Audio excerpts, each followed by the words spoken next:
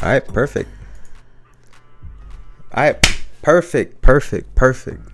Another wonderful, beautiful day. It was a great night of basketball last night. Um, but welcome to the Jayson Estrella show, the Jayson Estrella podcast. We'll figure that out later.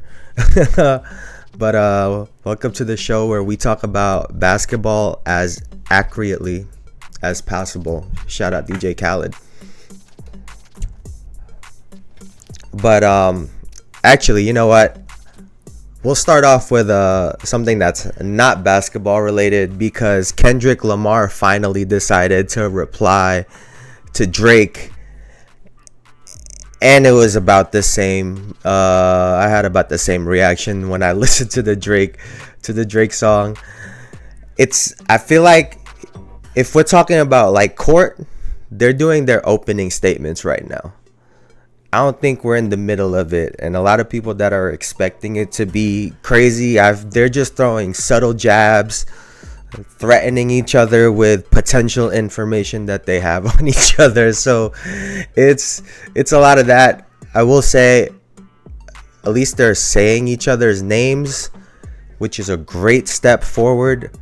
But I think they're just in their opening statements right now. So who knows? Maybe they're going to follow the same timeline as the playoffs. Maybe they're going to drop their diss tracks around the finals and it'll be this whole collaborative effect. Who knows?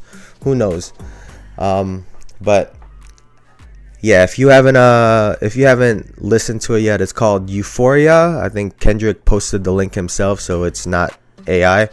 But yeah. Oh man.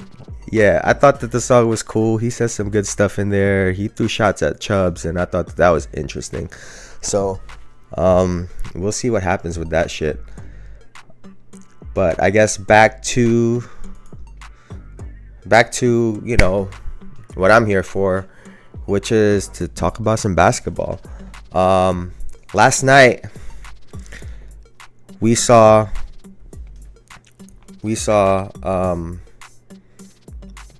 what happened. LA, like I said yesterday, was probably gonna lose, and that's what happened. It was a wild ending though. Let me see if I could find the ending right over here, but that was wow. And what do the Lakers do moving forward is the other part, right? Is a lot of the questions. Are they gonna blow this team up? They're already asking Anthony Davis what's gonna happen with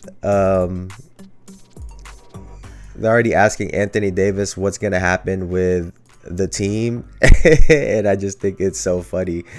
But here, let's check out some of the ending of this game, because boy, it was a good one.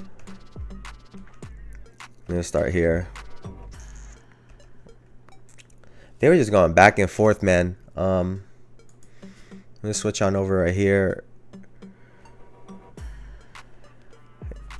KCP, and Denver is dealing with a bunch of injuries right now. KCP, I know, went to the locker room early on in this game. Jamal Murray obviously had the calf strain going into the game. And I think Reggie Jackson also has some kind of an ankle injury. So, a lot of people were debating on whether it was a good idea for Murray, who hits a big shot, whether he should play this game or not. But to guarantee this victory and get a little bit more rest instead of potentially playing another game, I think they made the right decision, because that's all you really can do with the calf strain is to sit it out and rest. But yeah, it was a close game, and then they just went to this pick and roll.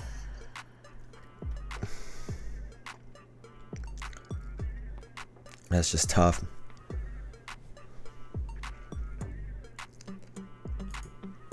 Yeah, so the Lakers go home.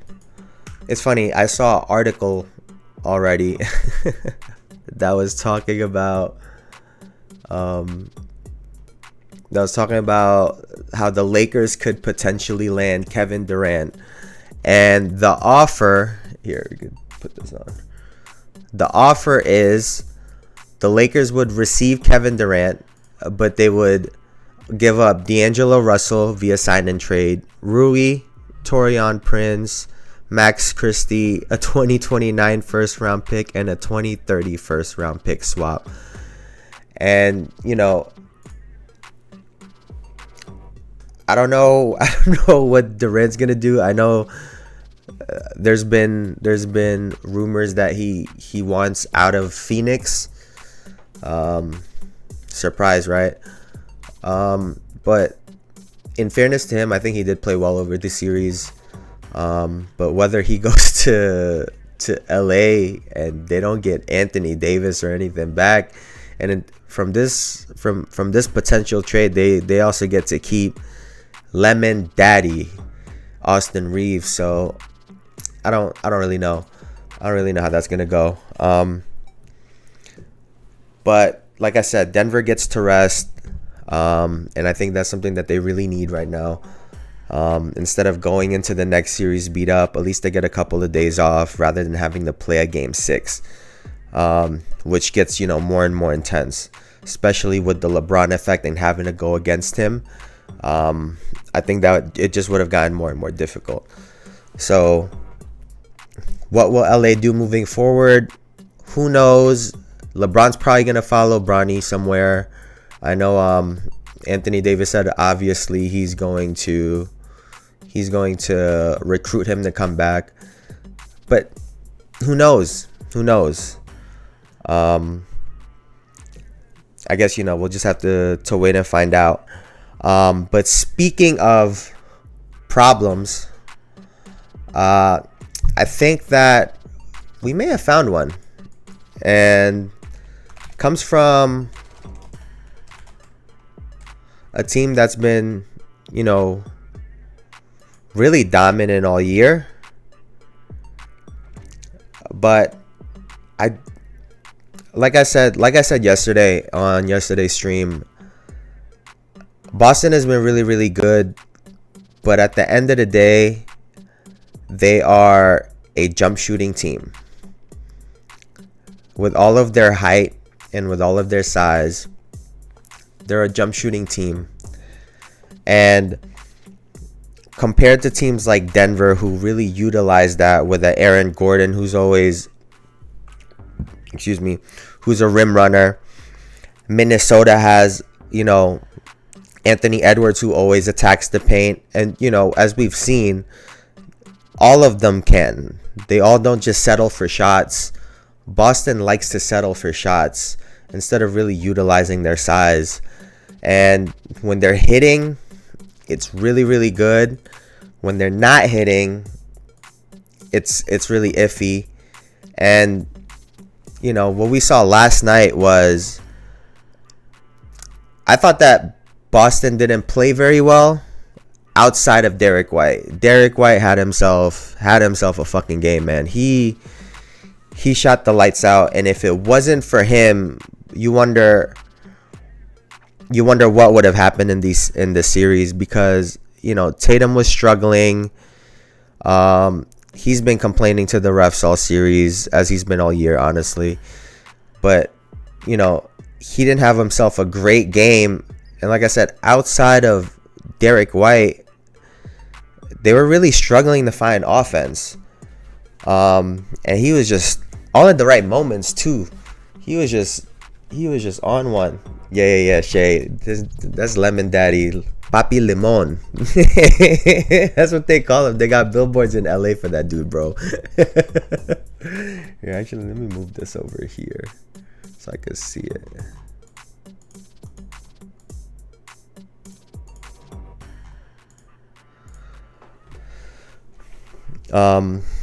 But yeah, so Boston kind of cruised to the victory, but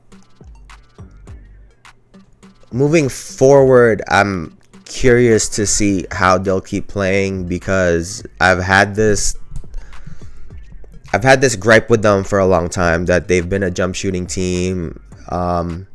Even with Tatum and Brown in the lineup, they like to settle a lot of times. And like I said, when it's going in, it looks really good. But when it's not going in is when they struggle.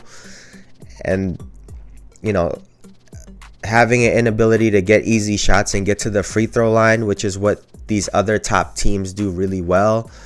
You know, look at OKC, look at Denver, look at Minnesota, look at the Knicks even with Brunson, who lives at the free throw line. If they would give him any more calls, Jesus.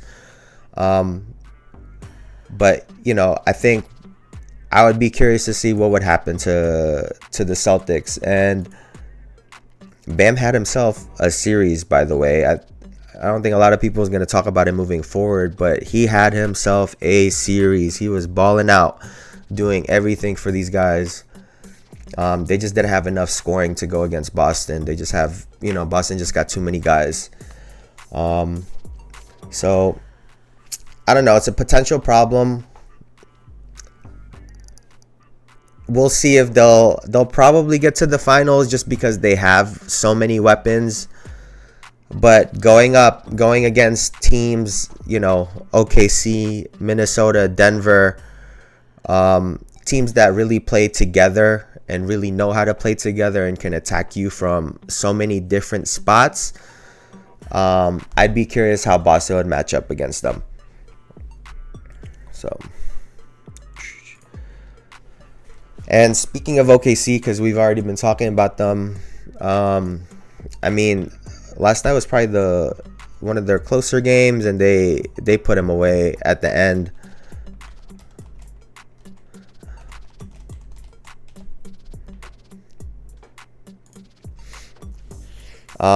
You know, Shea's being the MVP that he is. He's doing his thing. It would have been really nice to see Oklahoma City go against a Pelicans team with Zion Williamson, because it would have been good to see what that kind of pressure does to them in the playoffs, because Zion lives in the paint. Zion attacks the basket and can put guys in foul trouble. And on defense, he would have been an added bonus, and he would have freed up these other guys. So I think it really could have been a totally different series. But, you know, they got it done. They put it away. You know, the 1 and 2 seed in the West are doing what they're supposed to do, which is taking care of their matchups in 4 games. See this.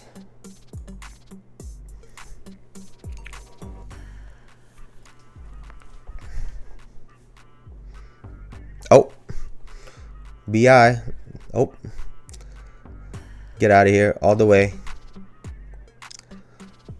That's easy, man. That's easy.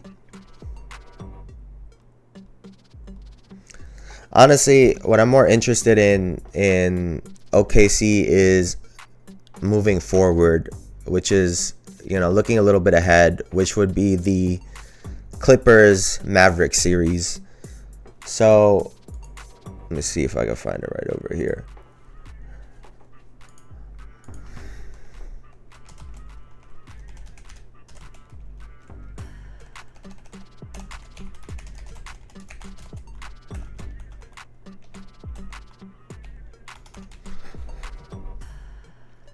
All right, let's see right here.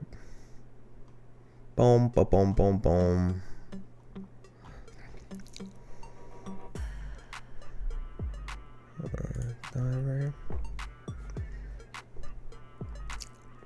That's 2022, bro. I don't need that. I know where it's at, though. Well, all right. Let's start with let's start with Dallas. Because their record against Dallas this year is 3-1. Right? They're 3-1 against Dallas this year. But if you look closely at these games, none of these games had, you know, both Luka and Kyrie. Even though, you know, sometimes the way that they've been playing lately is a little all over the place, and you're not really getting that much production from your role players at the moment. OKC just hasn't seen that. They just haven't had that look of seeing the both of them at the same time in attack mode. And when they did, you know, the Mavericks won. The one time that they did play together. As we look at the rest of these matchups, OKC wins. Again, Luka's missing in this one. Kyrie had a game. And at this last game, I don't think either of them played. Yeah, so, you know, that record says 3-1, but it is a little bit skewed, right? It is a little bit, it doesn't tell the entire story, because as we've seen, having Luka and Kyrie, especially when they're both firing, is just a deadly matchup. And, you know, when the team starts to double and load up on one guy, the other guy can take some of that pressure off. They both can hit catch and shoot jump shots, and they can both go one-on-one. So it will be interesting to see what that matchup looks like in the playoffs. I'll give the edge to the Thunder in the sense of they play as a team really, really well. But when you're getting deeper, and, you know, we've talked about their age, sometimes star power does a lot. You know, Luka's going to look for those fouls. He's going to bait Shea into those fouls. Even though Shea's a great defender, I'm sure Luka's going to get some of those calls his way. And what happens if Shea goes out with, you know, 1 or 2 fouls early in the game, right? Will Jalen Williams and these other guys step up? Will Josh Giddey step up? You know, what does that dynamic look like? And for Dallas, can these two guys start playing together and also get help from the other players on the team? Because if you've been watching the Clippers Mavericks series, brother, those two need some help, man, because they are doing everything. Luka is shooting all the tough shots right now just because they're loading up on him, and he's still putting up his numbers. But Kyrie has been able to get off a couple games, and they just need some help from the other guys. And that's the other part going into this series is, if the Mavericks and the Clippers end up going 7 games and OKC gets to rest, they're going to be fresh going into that second round matchup, you know, the conference semifinals, right? Whichever team ends up going up against OKC would be rested, and they would have been game planning watching these games, right? So whichever team gets out, the way the series is going, they've been going back and forth. The way it's going, one team is gonna be really tired going into that next series, potentially beat up, and that could be an advantage for OKC. So looking at the Clippers matchup, potentially, they are 2-1 against the Clippers, right?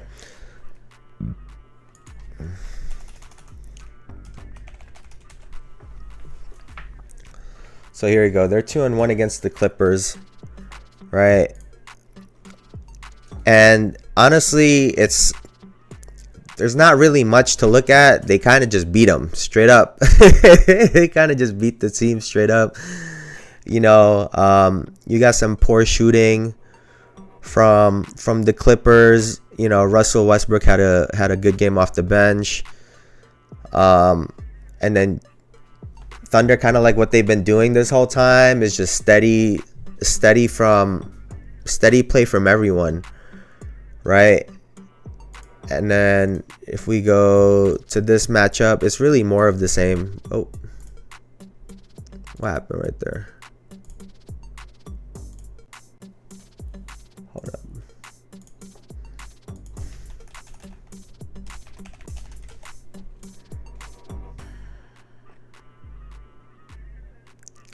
right, so this one they lost. There you go. So this was their second matchup of the year. Thunder ended up losing it.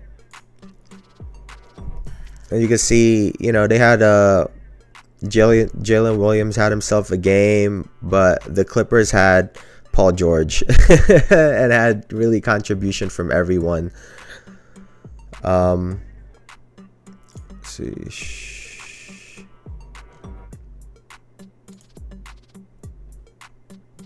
Yeah, they keep doing that. So OKC has a good chance moving forward between the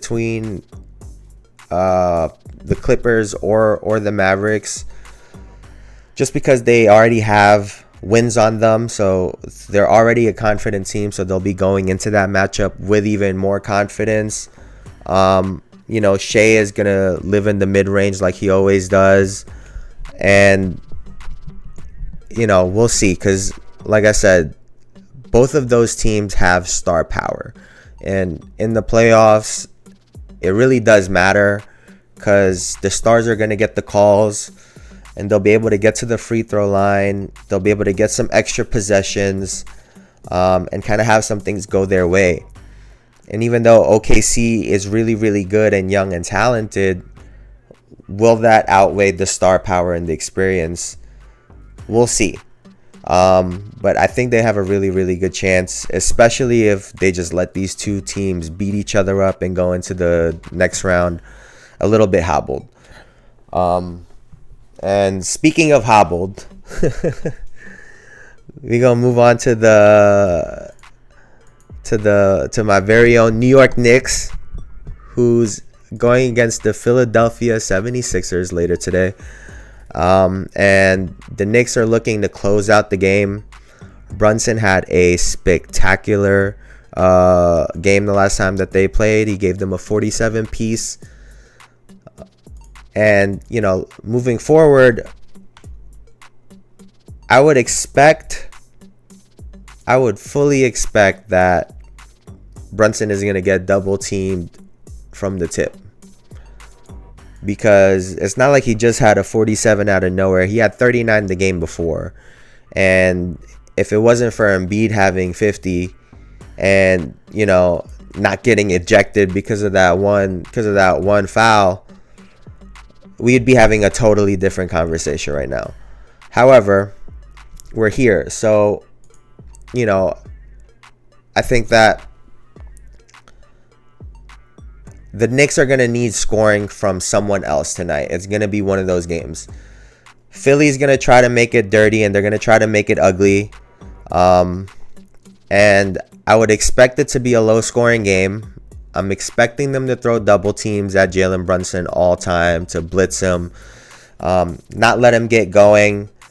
And it's going to be, I'm going to look for either DiVincenzo to get going early from three, or I'm looking for McBride to get in there and really take some pressure away from him. So I'm expecting one of those two players to really step up, because I think we've seen Josh Hart is going to do what Josh Hart does, which what he said, he run around and fuck shit up, right? That's what he said about himself. He just run around and fuck shit up. So I think if we stay on that line of thinking, we have an idea what we gonna get from everyone else. And it just comes down to, are we gonna get scoring from DiVincenzo and McBride? And I say them because DiVincenzo can really spread the floor out with his three-point shooting and create some space for an OG to start getting into the lane. Hart getting into the lane, Hartenstein getting into the lane, and Brunson getting into the lane. And McBride has shown that, he can score in one-on-one scenarios. So if he can do that and take some pressure off of Brunson, I think it's a good recipe. I'm expecting Embiid to have a good game today. I'm expecting him to try to get to the free throw line today. I think he knows what's at stake. I think he knows what's going to happen, and he already hears it. He heard the fucking bead, so I think he's gonna try to get to the free throw line to really try to kind of quiet the crowd, because they're gonna be loud and rowdy. They're gonna be yelling fucking bead from the tip off, right? So I think he's gonna really try to counter that, and if Maxey gets going, and if we've been talking like what Shaq and them always say on TNT, the others, right? If Batum can have a game like he had in the play-in game, he had like 30 or whatever, just hitting threes from all over the place. If Harris can have a game and hit some threes, I think this gets interesting. But the Knicks have shown that they can be gritty and they could be grimy and win games under different scenarios and different circumstances. So I'm gonna look for the Knicks to close this out, right? So, and I might stream later and live react to that shit. So we'll see what happens. And this is bro, I've been saying it, like, just sit him down, man. Like, he just gonna get hurt some more. Like, he had, like I said yesterday, he's at like 60%, still giving 30. Like, bro.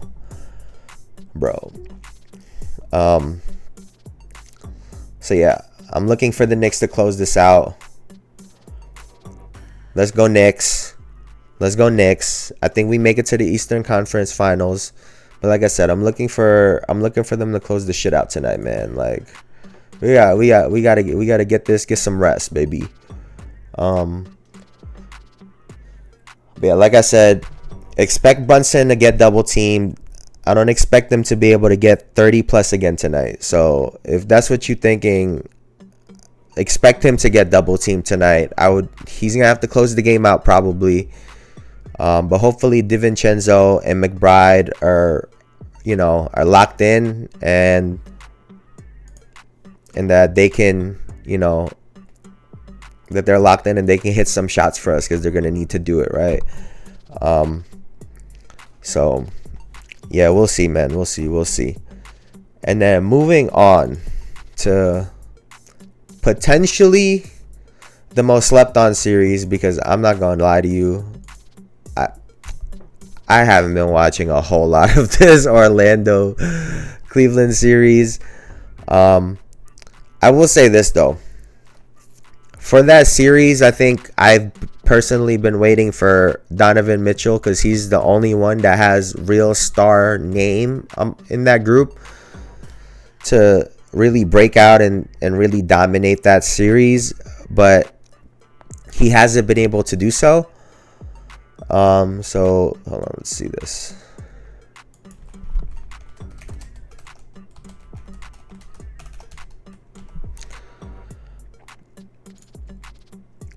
Mo Wagner.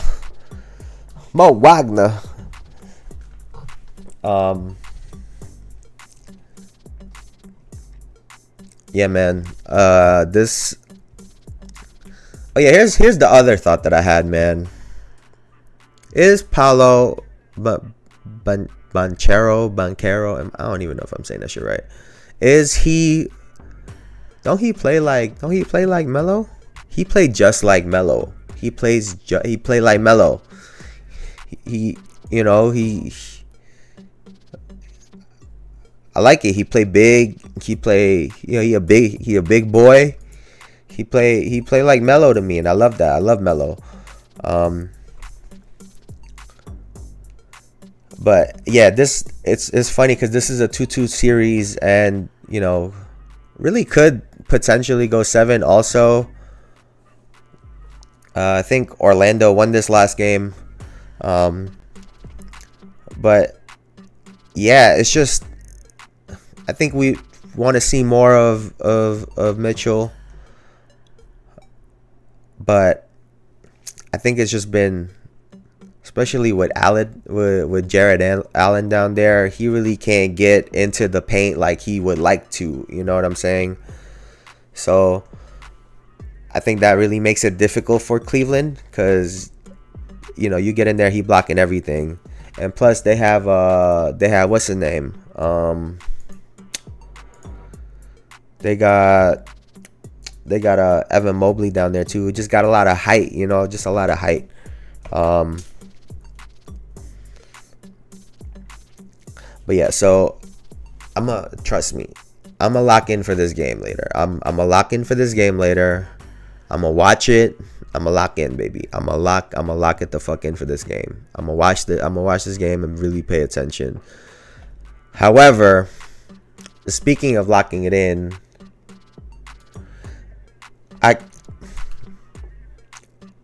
how am I supposed to watch this Indiana Bucks game tonight, man? Like, I'm be honest. Nobody trying to watch that game, bro. You got Giannis out. You got Dame out. Who the fuck is gonna watch that game tonight, man?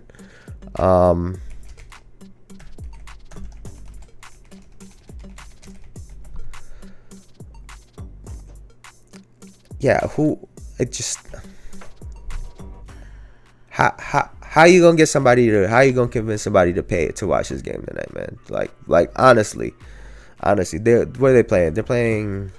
They should be playing in Milwaukee. Let me see.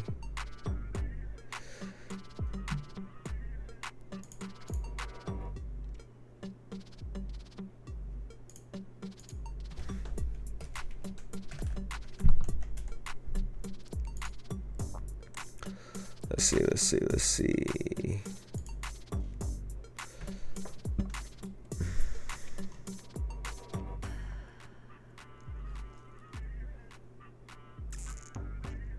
Three one. They're the higher seed. Yeah, so this should be. They're gonna be playing in Milwaukee tonight. Oh, dog. That ain't right, man. They about to knock them out the series on their home floor. I mean, I guess that's what happened to Phoenix, to Kevin Durant and them. But they don't even got their guys. You know what I'm saying? Like, they don't even got their players, man. So what you gonna do? How you gonna convince somebody to care about this game, bro? Because I'll be honest with you, how are we watching this shit? But I guess for me, I'm expecting Indiana to win, obviously, and so trying to see what that matchup looks like against the Knicks is gonna be what to look for. Indiana likes to shoot threes, but they do have Spicy P, Pascal Siakam, who's just said, who just like don't give a fuck right now, and is just driving it at people whenever he get a chance. He got a crazy spin move, good Euro. But if he gonna go right, fellas. Like if y'all don't know, he gonna go right. But yeah, so I'm gonna watch this game really to see what this matchup looks like, because I think Siakam is gonna be the problem, because if they decide to feature him, he can play that gritty, grimy kind of game.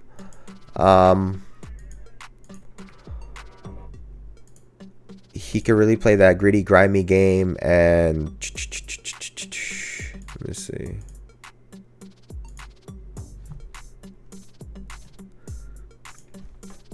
Yeah, he can play. He can muck it up. And who are we gonna throw at him at the 4 position? Freaking Josh Hart. We gonna have Josh Hart guarding Siakam. Yeah, so that'll potentially be a problem. But what are you gonna do, right? Like, the other option for the Knicks would be to throw I'm just throwing shit out there, but to switch that matchup and have Josh Hart on Miles Turner because the motherfucker don't rebound anyway. Like, cause at least my Miles Turner big ass, he don't rebound anyway. Him and Brook Lopez running from 3-point line to 3-point line, not grabbing a single rebound, and just put Hartenstein on Siakam, so it's a bigger body. Siakam's gonna play downhill, right? Look at that shit, man. I told you he gonna go right, man. But if they were to do something like that, that does take Josh Hart out of the paint on defense, which is where he likes to live, even though he is undersized. You know, getting less rebounds, which is what he does. So it's like it's really a pick your poison kind of thing, right? Will they do one of those like what Steven Adams and Russell Westbrook do, or like what the Bucks were doing for Giannis, where everyone boxes out and Hart will just come in and grab a rebound, or have one of the guards come in and grab the rebound from the outside? Because like I said, Miles Turner ain't grabbing 10, 12, 15 it's not happening, man. It's not happening. But like I said, I like this matchup against the Knicks. Let me see let's actually, you know what? Let's actually see what their record was. Right? Let's see.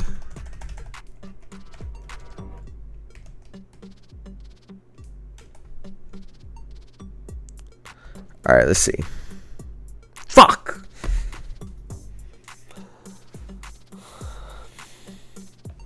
We're 1-2, man. Damn it. 1-2.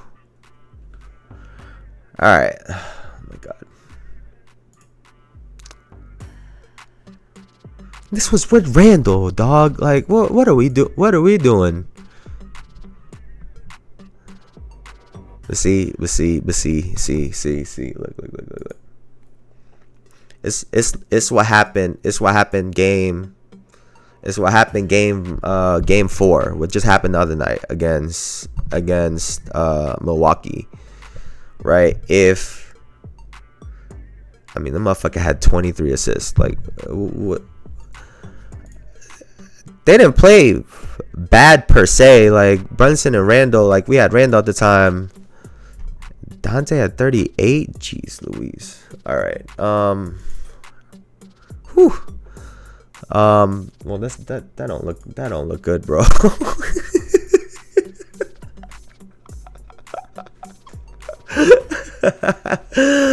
Dog. Oh my god. What the bro.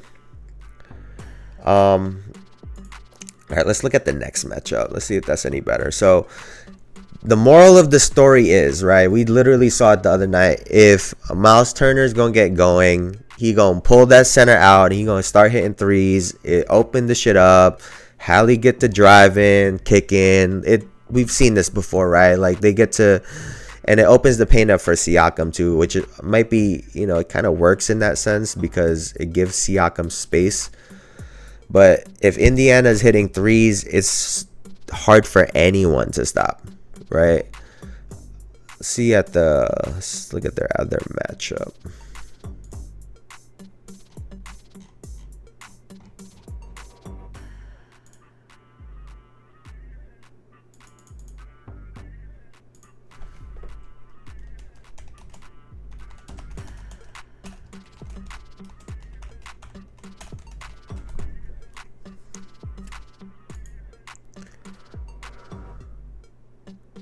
Nope, that's not what I need.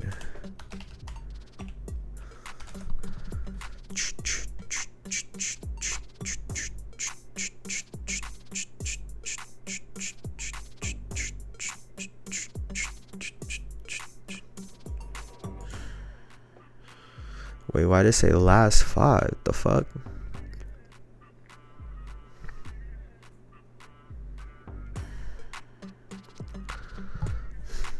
What the hell? All right. Well, the last 5 don't make it any better. It's 2 and 3. What the fuck do we do with this, bro? Let's see. What was this? 138, 129. Knicks won.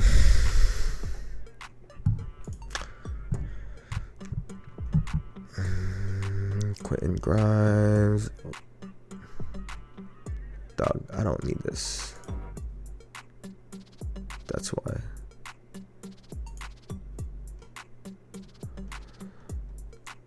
Let's see. Siakam. We won this? Yeah. There you go. Let's see this looking like.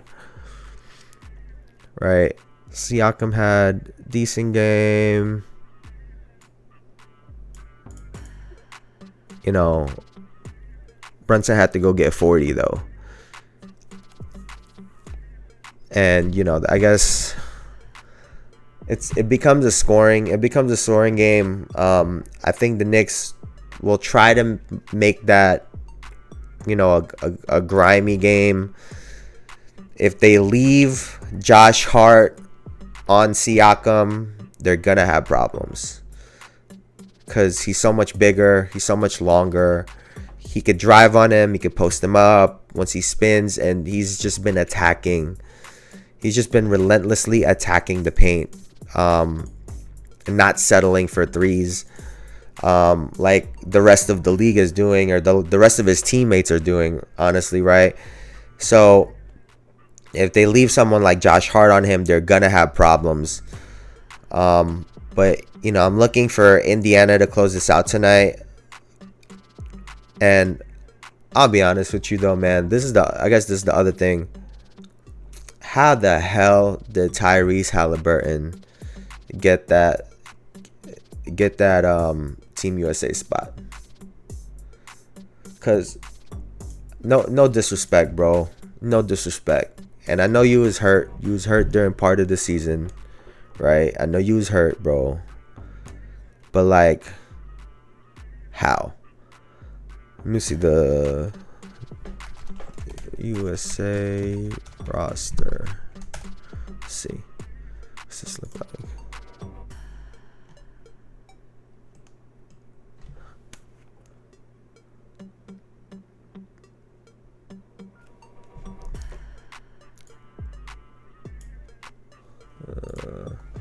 Like, bro, let's like look at this shit. Let's see.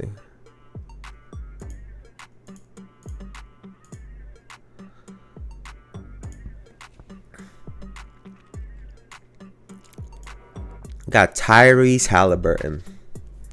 Listen, I understand. Honestly, I can understand the Drew Holiday pickup. No lie, I could kind of understand it because you really do. And I get that everyone can play defense, but when you can shut the point guard down, especially in international ball, and they don't have the ball handling like, you know, like the American and, you know, NBA players in general have, it'll make it really difficult, right? So now you got to take the ball out of their primary ball handler's hand, and now someone else has to initiate the offense.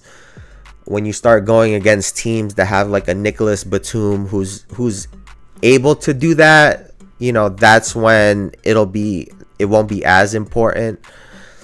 But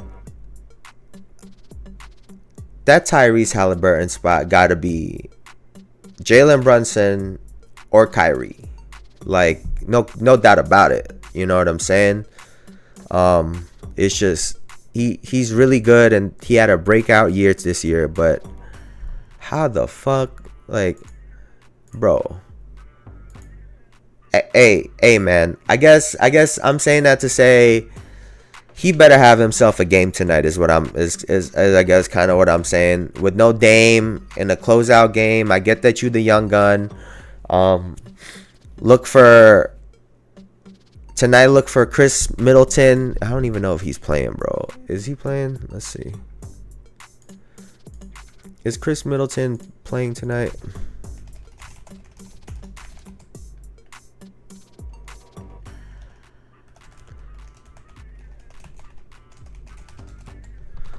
5.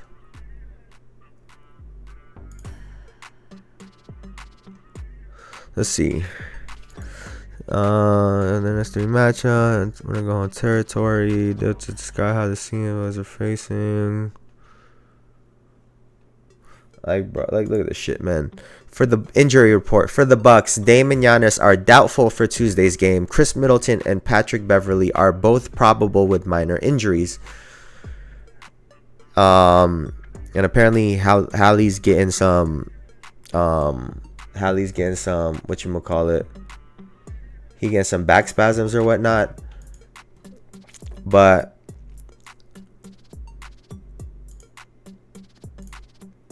you know, the Bucks are just down and hurt right now. If Brook Lopez still had it in him to go and get 20 and 10 in the block, maybe this shit would go differently. But at this point in time, that don't look like the case. So Indiana should close this out. Siakam gonna do what he gonna do. I really want to see Halliburton be dominant, because I feel like I haven't seen him be dominant like the way he was early on in the season. I really want to see him be dominant, and I'm looking for him to be dominant in this game. And not to say that he didn't deserve to be, his name didn't deserve to be in the hat to go into Team USA. I just think other players should have gone before him. But yeah, man, we got some good games tonight. I'm looking for the Knicks to close it out. I'm looking to stay awake for the Cleveland Orlando series game, and I might damn near be asleep by the time Milwaukee and Indy. What time are these guys playing later, man? Like, they're playing at bruh. But we'll see, because I'm gonna have to watch that game to see who the Knicks could potentially play against. But let's go Knicks. Playoffs basketball. Thank you guys for watching. It has been Jayson Estrella, your host, and I'll see you guys later. Thank you.